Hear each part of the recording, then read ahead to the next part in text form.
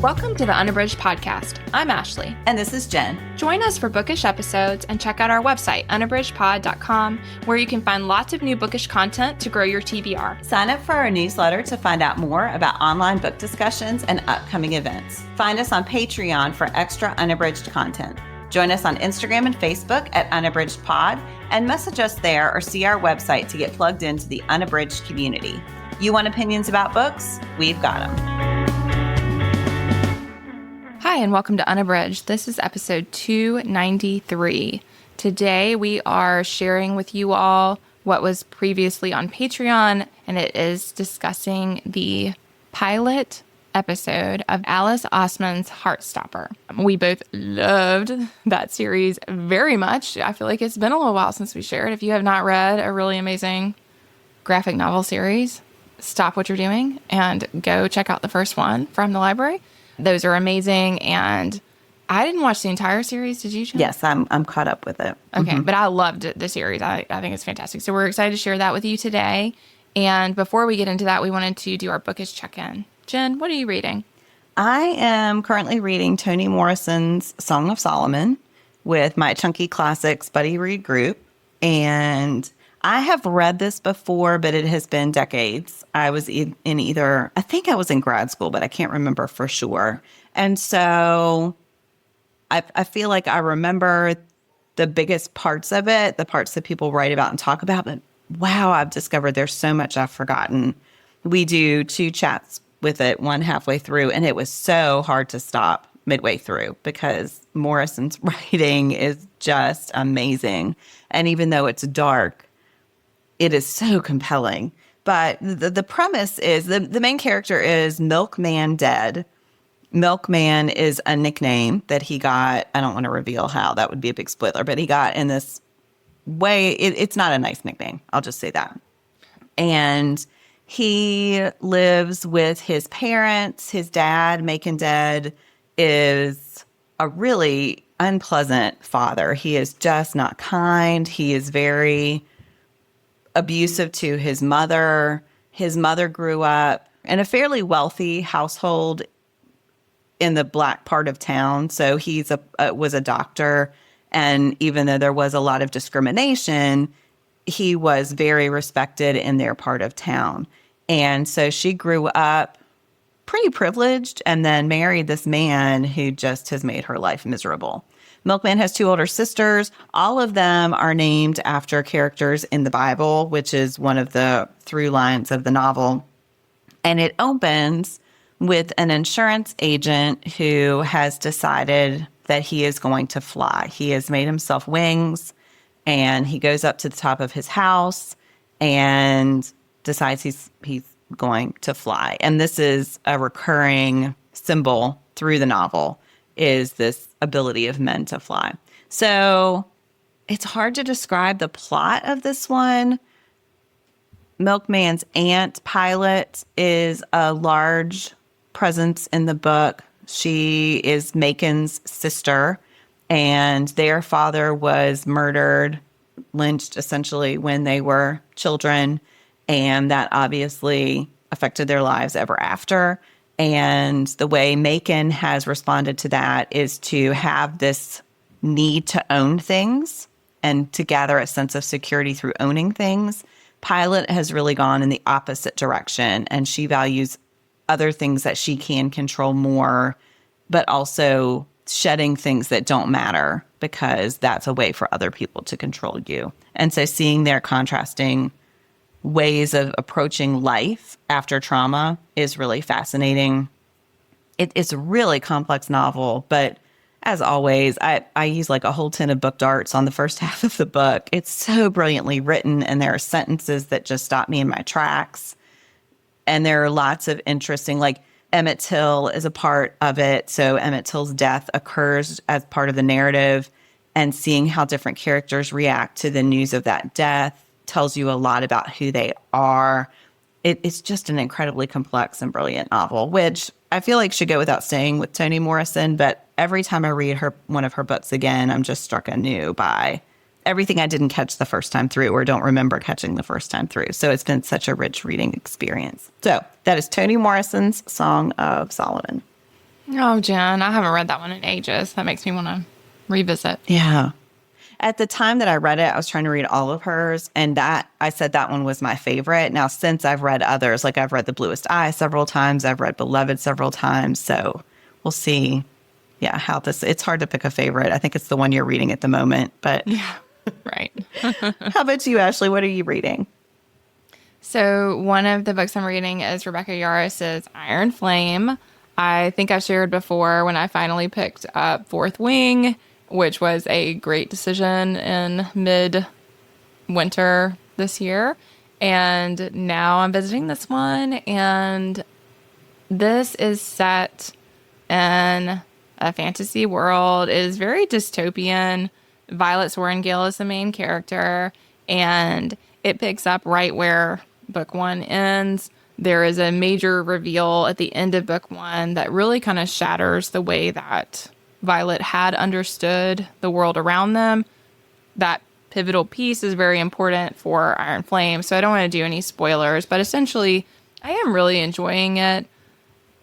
I heard people say it's like really, it could have used a pretty heavy editing, and it is long, but I'm really enjoying it. I feel like, it's fun. It's a fun read, and it does just continue with, again, I mean, she's in this really dystopian society, and she's in a really grueling, she's with the riders who ride dragons, but I mean, it is a brutal training program. And it's brutal aside from the corruption that she's starting to uncover. Just beyond that, in this basic structure, it is a very brutal, very cruel way to train and results in a lot of deaths. And so all of that is terrible. But it also is like a fun read. So that seems contradictory, but it's sometimes true of fantasy and dystopian books. And so I really am enjoying it. And I really love Violet as a character. And Xaden is her partner in many ways, and I really like him too. Things are super complicated between them, and I'm always here for that in books, so there you go. So I won't say a whole lot about the plot, but if you have not yet read Fourth Wing, now the third is out, so good time if you want to pick up if you enjoy doing an entire series, because I think that should be the last. No, they're going to be 5 books. Oh, goodness. So that's why I disregard, friends. Disregard.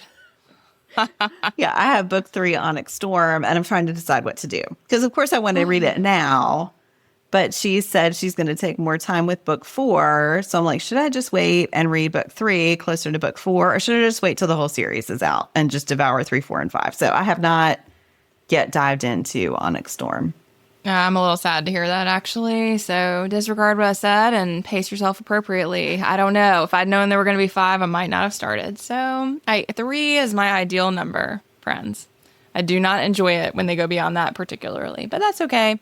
Nonetheless, that was Rebecca Yarros's Iron Flame, and I am mid-book on that, and it's fun.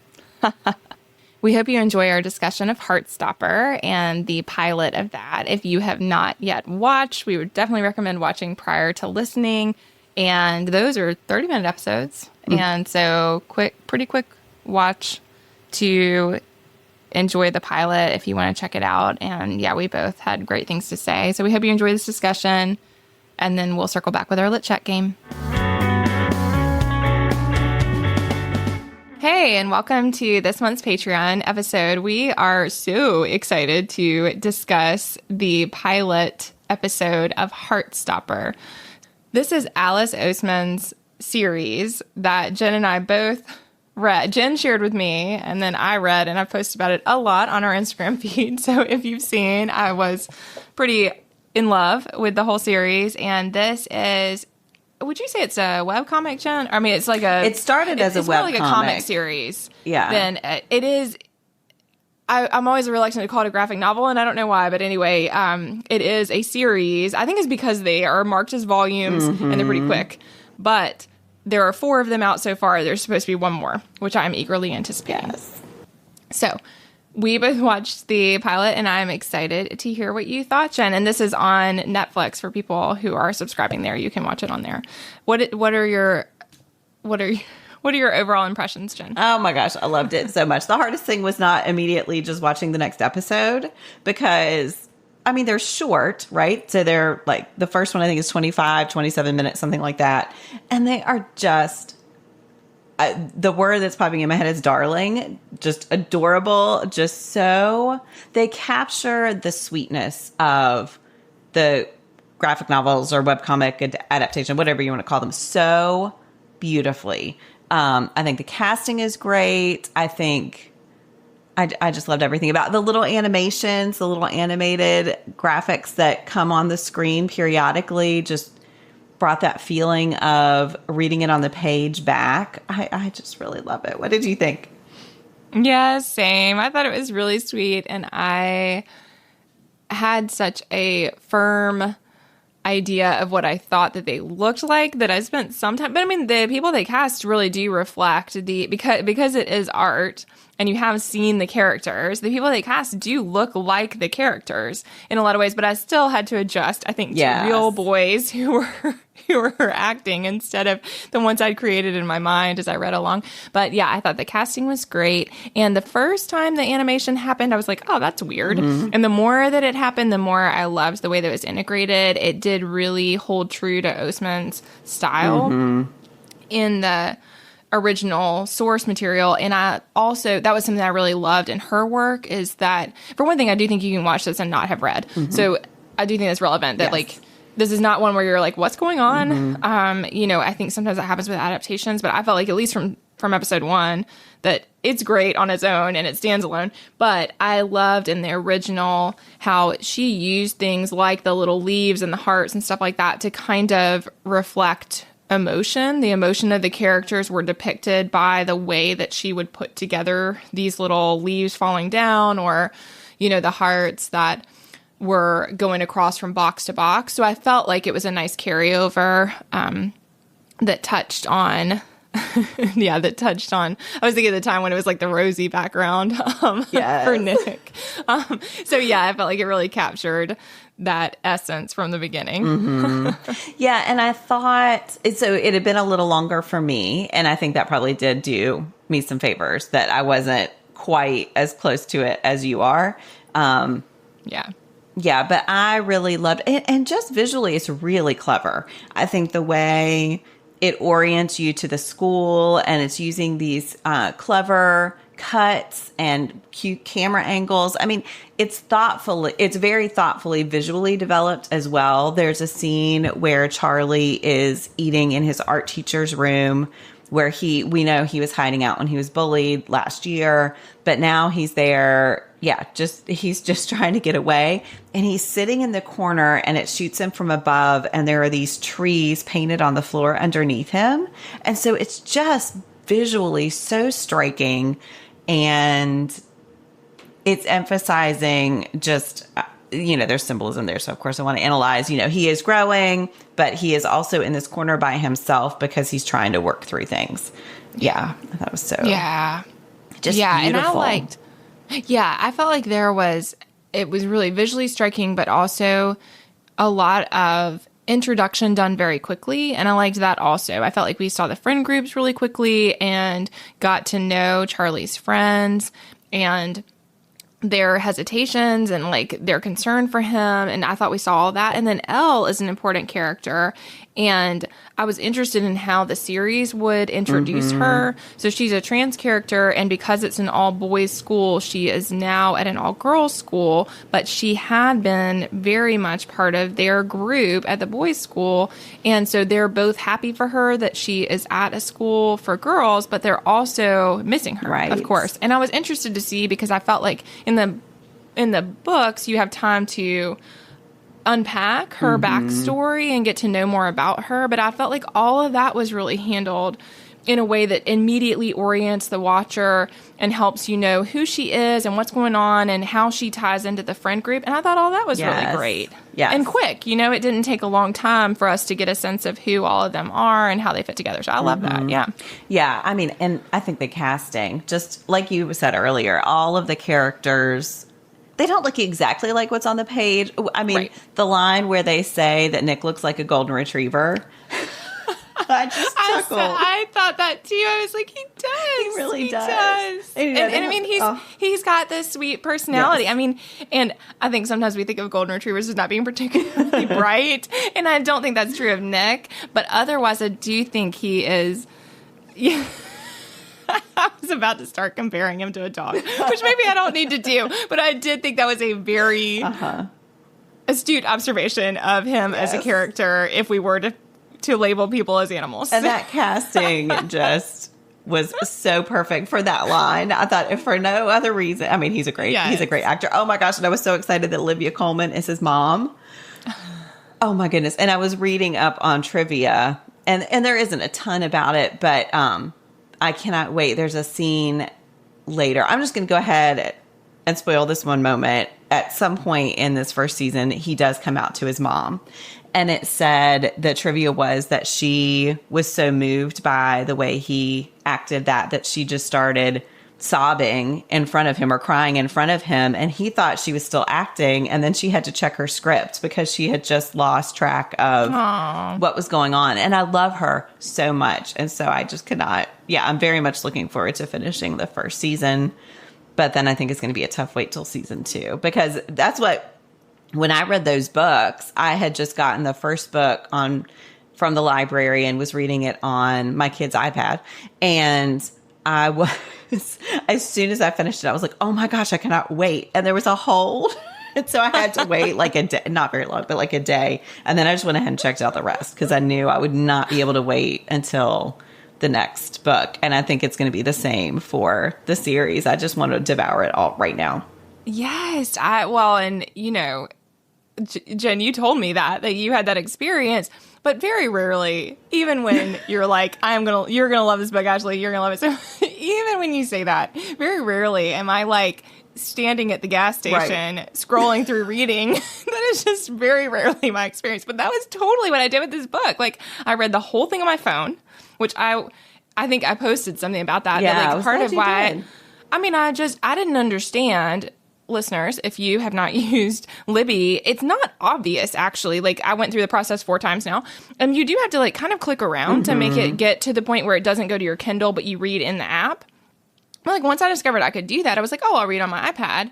But then I was so entrenched in the story that I found that I just, like, was reading it on Libby on my phone, and it works fine. So it was funny how, like, I think that's been an obstacle for me. If I can't get the physical copy of graphic novels, I just haven't been reading them. And so that was a nice discovery. But anyway, it also speaks to how obsessed I was with this series. And I just was like, I got to know what's going to happen. I want to know right now. And I took a screenshot of the last page and almost sent it to Jen. I was just like boo-hooing because it was over. And I was so sad. And then I was like, oh, she's teaching class right now. I'm not going to send her this message. But I mean, I just was like, oh no, like...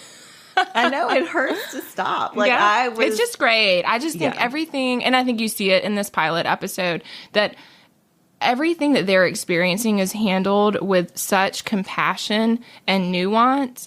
And that is what I appreciated so much. It's just that they are going through so many things and that you experience those with them as the reader.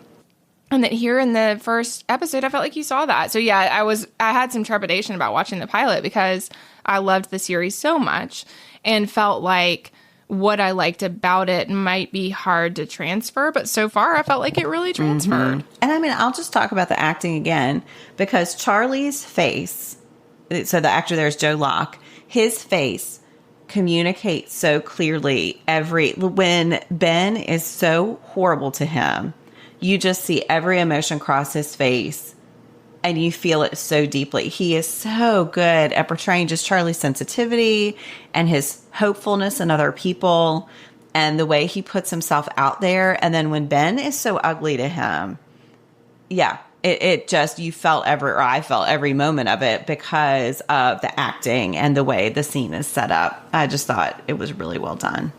Yeah. And that brings me to, do you want to share, Jen, like what was a scene that really was striking for you, that you really loved? I have a couple, but I'll just say I really loved, there's the moment when Charlie's told that he's going to sit with Nick and he goes over to the table and then they're just saying hi to each other in the hallway. And the way that's all cut, it does such a good job of, they're just acknowledging each other, but in that acknowledgement is this building friendship, this building relationship. And I think the director, producer, editor, all the people involved, not producer, I guess, but the director and the editor who are putting that together, it's such a great way to show very quickly how they just are becoming a part of each other's days. So I loved that. And then I'll stop. I'll let you do one and then I might share another one. That's what two came to my mind also. So one that I think was striking for anyone who watches the pilot is the scene with Charlie and Ben when Nick steps in. And certainly in the original reading, that moment is when you go from Charlie and Nick saying hi in the hallway to being more real friends. That they, that is definitely a foundational moment for them that kind of leads toward their friendship that then blossoms. But I think what I found so powerful about it is that is a hard scene for teens, especially. And I think, like you said, the casting is really well done, and nobody's looking like they're 27. Right. I didn't look up ages. I don't think anybody's like 27 pretending to be 16. I felt like these are teenagers, and they were able to convey the intensity of that scene really well. And the moment of, I loved in the original, and I felt like you really saw it here, of Nick handling in such a gentle way something that could have been it was catastrophic for Charlie, but the response and having someone see, I think sometimes like adds another layer of all the feelings. So already you're being violated by someone, and that is horrific. But then you have someone see something that's very private that sometimes we just want to hide, even though it's not our fault. And I felt like all of that I just loved. I thought the conversation between them and how we see Charlie's vulnerability, why he keeps saying sorry so many times. All of that, which I just felt like that scene was really, really richly done. So this isn't a scene, but this is just a general comment on the portrayal of teachers in the show. And I think you see the variety of teachers that are at different schools. So you have, I don't remember all their names, but the one teacher who's telling Charlie that he has to go sit with Nick and he doesn't care if they talk, blah, blah, blah. He's just over it. Then you have the art teacher who is clearly such a support for Charlie, and they talk openly about the fact that Charlie had been bullied the year before, and the art teacher clearly helped. And the one that really hit me was at Elle's new school. She's sitting at lunch by herself, texting her friends. And the teacher comes up and takes her phone, and she's fairly gentle with it. She says, even new students don't get to break the rules. And then she takes her phone, but she does not make any effort to address the fact that she is sitting alone. She knows she's a new student. She mentions it, and she just takes away her one form of connection with people without making any attempt to replace it. And that one just hit me because I was like, I hope that in that situation, I would have done something other than just follow the rules, but not address the person who's sitting in front of you. And again, Absolutely. she was friendly, but she didn't do anything to address Elle's situation. Right. Including why she had out the phone. Right. I think exactly like you said. We see her having this meaningful conversation, but we also see her lying to Tao and telling him that she has these friends, because even in that moment of connection with someone she obviously is close with in her text, she still can't admit the truth. Right. And so I felt like that was really powerful. And then to follow that up with the fact she's got to hand over the device that she's not even able to tell the truth on, because that's how alone she feels. Right. And then she doesn't even have that to protect her in what we all know it can be extremely painful for kids in this like cafeteria setting. Yeah. Like, come on. And it's same. I felt like we saw the teacher as not this like horrible person. Right. She's not like the guy, like you said, there's the one guy who's like, talk to him or don't, sit there the whole year. I don't care. Right. So there's definitely like I am a total jerk. And yet this teacher was clearly not that. And yet absolutely she doesn't deal with the reality of somebody who needs a friend. Right. Or at least needs someone to sit with so that it seems as if she's not entirely alone. So yeah, I think that part, I agree that we see all those different ways of interacting between adults. And I mean, again, that's something I think is handled really well in the series that we don't get a whole lot of here, but we get into that in the series. And I'm sure that's coming in the adaptation of the family dynamics and what all of that looks like. But how each of those relationships is complicated, but there's a lot of different ways for adults to deal with what kids are going through. Yeah. All right, let me look. I'm going to look at my list and see. I feel like I wrote down, I have no context for this. I wrote down, I hate being honest. Who says that? I don't know. I don't know either. I'm sure I hadn't thought about it because I wrote down the quote. I'm like, what happened? All right, listeners, if you know what happened in that moment, let us know. Oh, I also love the scene between Charlie and Tori on the bus. Yes. Where she's asking him who his dream guy would be. And he just says, look, I don't have a lot of choices. I just would like somebody who's nice to me. I love Charlie so much, but oh my gosh, so heartbreaking. Yeah.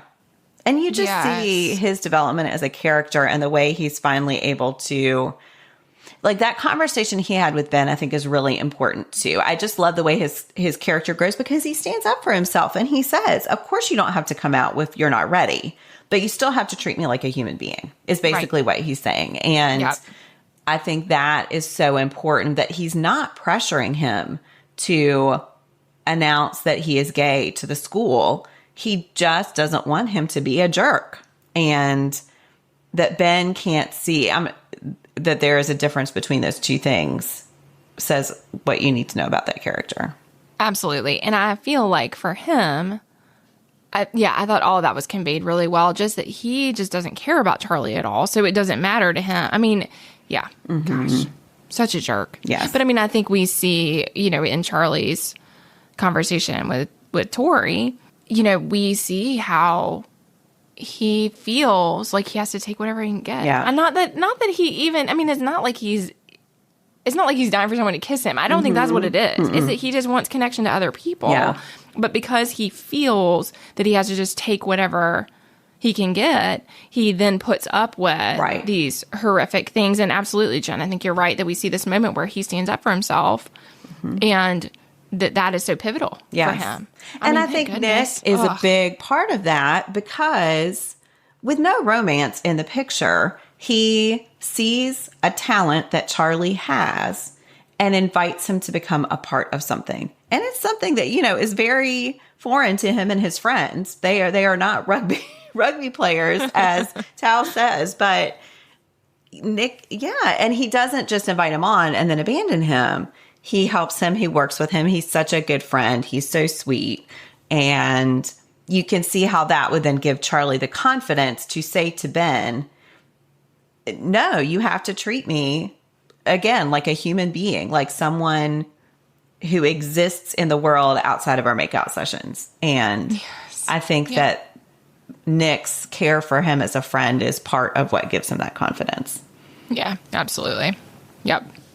Yeah, I was thinking of other things that I found striking.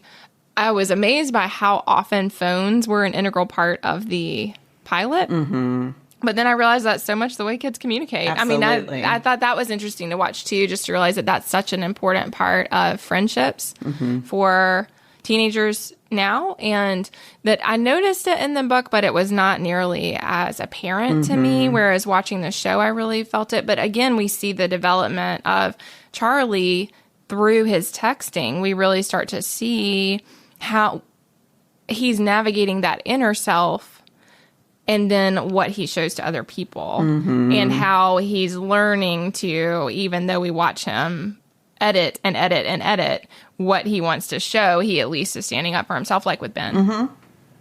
Yeah, I was so proud of him. And in some of those moments when he just says, he's practicing what he wants to say or working through what he wants to say, but ultimately he just says, I'm not going to see you anymore. And I think that's great, right? That he doesn't have to rationalize. It's just, it is what it is. Sorry. Yeah. And like, there's no conversation to be had, it's just, you don't have to explain. Right. Yeah. And you don't have to show outrage, I think, But again, that wasn't enough because as we know, Ben is completely taking advantage of him. So even though he stands up for himself there, it hasn't totally resolved. But again, thank goodness that Nick is also kind of intimidating, Yes. and so I think that has an effect. Not to mention Ben doesn't want his secret revealed. Right. And so there's that component too that protects Charlie. So Yeah. is there anything else you wanted to share, Jen? Just that X at the end and that final text message that Charlie sends to Nick and the way they zoom in on it.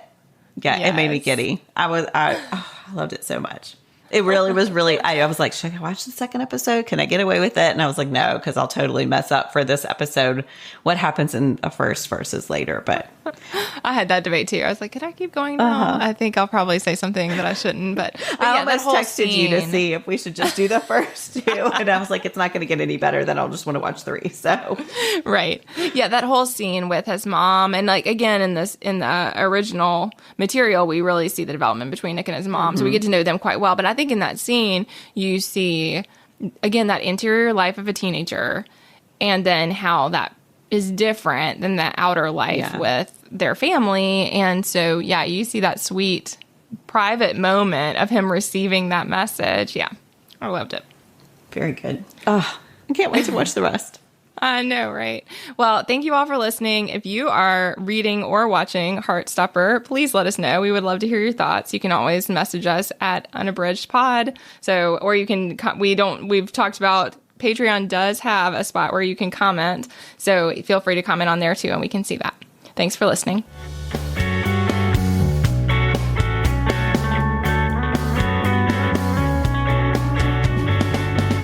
Well, we hope you enjoyed that conversation about Heartstopper. Definitely makes me want to revisit because I haven't quite finished that series, so that sounds fun. We want to wrap up today with our Lit Chat game. This is Book Riot's Lit Chat game, and Jen is going to ask us a question. Do you prefer to borrow books from the library or buy them? Oh, 100% borrow.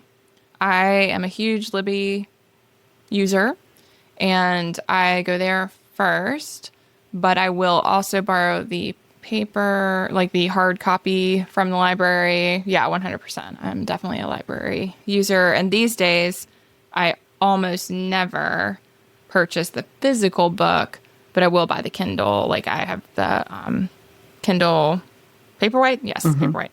And I read that at night every night. And I do love that reading experience also. And so I will, if they don't have the library versions, like typically that's what I'm purchasing these days. What about you, Jen? All the things. I wondered where you go with this one. Yeah. I was like, Jen does all of that. I love the library and I use it all the time. I have, 2, 3, 4 books checked out from there now, 2 print, 1 on my Kindle and 1 audio. And yeah, I love using the library and supporting the library and saving some money. But there are books, like there are certain authors who are auto-buy authors. For me, I like to have hard copies of their books. I will reread. And there are books I like to buy because I like to put them then on my shelves at school. And so, yeah, I do both. I used to hold on to my books forever, and I do purge them now more and donate them because I do run out of shelf space. I definitely buy fewer books than I used to, but I still do both. Yeah, and that's true for me. So like when I was in the classroom, I bought a lot more books because I had a place to put them, and we had built-ins at our house in Virginia. And so I felt like I had some space, although ours were always filling up also. My partner is also a huge reader and an academic who very much likes to keep his books. So we have a lot of books. And then we've been in transit for a long time. And so I think that was where I really got into the library and ebooks, and I totally got away from print. But now Jen can see I have like lovely shelves again, and I have room on them. I have some space. So lately I've been like, ooh, maybe I do want to buy some of these books so that I can have them. Because a lot of the things I have loved over the last several years that have been my favorites, I don't have those books. And I would, at this point, I have a community that we talk about books, and like they would probably borrow them. And so there is a part of me. In fact, my birthday this last year, I did put books that I had already read but loved. I was like, any of these books, I would be happy to have a copy, which was kind of nice to have something that, would be an easy thing to acquire or to get me for a gift, but that I would be very happy to have. So we'll see. Well, thanks so much for listening. We hope you enjoyed our discussion today, and we'll talk with you again soon. Thanks. Do you have comments or opinions about what you heard today? We'd love to hear them. You can find us on Instagram, Facebook, and Twitter at UnabridgedPod, or on the web at unabridgedpod.com for ways to support us. To get more involved, you can sign up for our newsletter, join a buddy read, or become an ambassador. Thanks for listening to Unabridged.